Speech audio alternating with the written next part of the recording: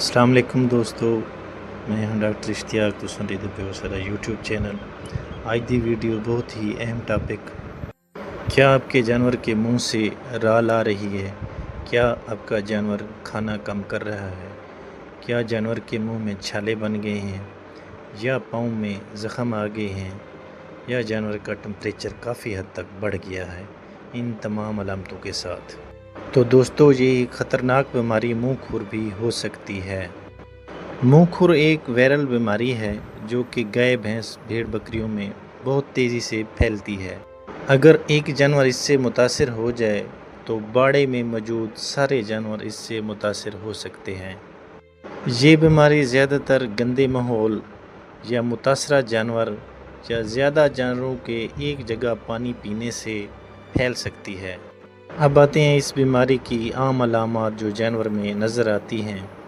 منہ سے پانی زیادہ آتا ہے، جانور کھانا چھوڑ دیتا ہے، ٹمپریچر 105 سے 106 ڈگری فارنہائٹ تک چلا جاتا ہے، منہ میں چھالے بن جاتے ہیں، زبان پر زخم نظر آتے ہیں، پاؤں میں زخم یا دانے نظر آتے ہیں، جانور لنگڑا کر چلتا ہے، دودھ کم ہو جاتا ہے۔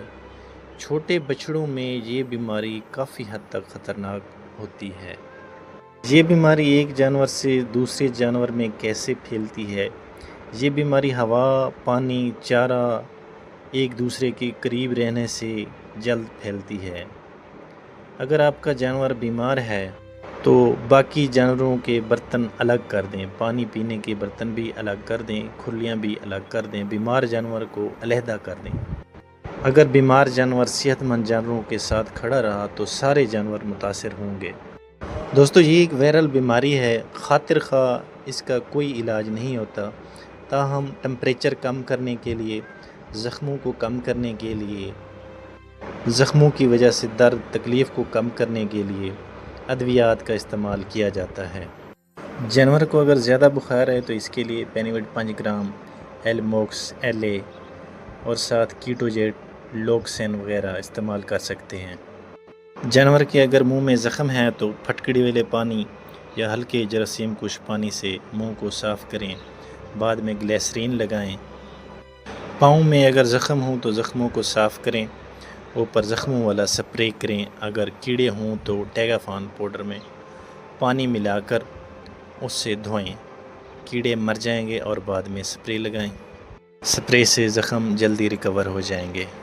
بیمار جانور کو صحت مند جانوروں سے الگ رکھیں، کو نرم خوراک دیں، سبز گھاس دیں، نرم چارہ دیں، دلیا دیں، چوکر دیں، توڑی وغیرہ کا استعمال بالکل چھوڑ دیں۔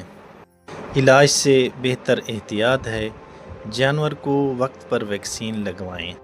دسمبر اور جنوری کے موسم میں 1 سال امیونٹی والی جانوروں کو لازمی ویکسین لگوائیں، اس سے جانور آپ کے اس بیماری سے محفوظ ہو جائیں گے۔